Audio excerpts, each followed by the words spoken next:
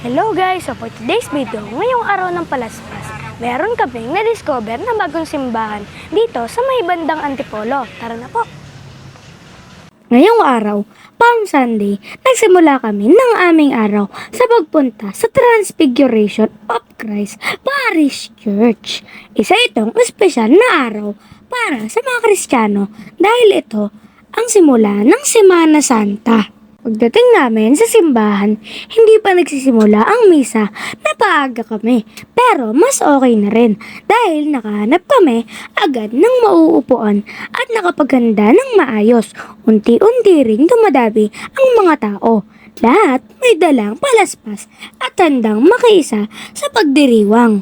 Habang naghihintay, ramdam mo na agad ang solemn at payapang ambience. Tahimik ang paligid, maririnig mo ang mga bulong ng panalangin at makikita mo kung gaano kalalim ang pananampalataya ng bawat Pilipino.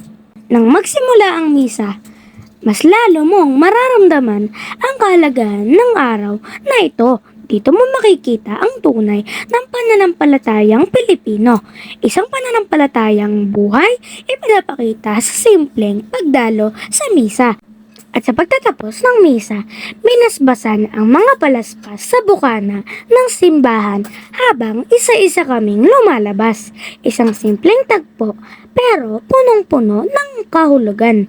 Parang dala-dala namin ang biyaya at pananampalataya pa uwi. Ang mga Pilipino ay kilala sa pagiging matatag sa pananampalataya.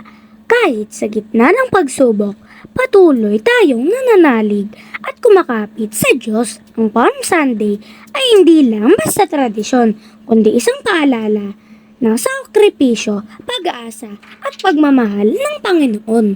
At yan ang naging karanasan namin ngayong Palm Sunday dito sa Antipolo. Bye-bye! Okay guys, so tapos na po ang palaspas dito sa Antipolo. Kaya po bye-bye!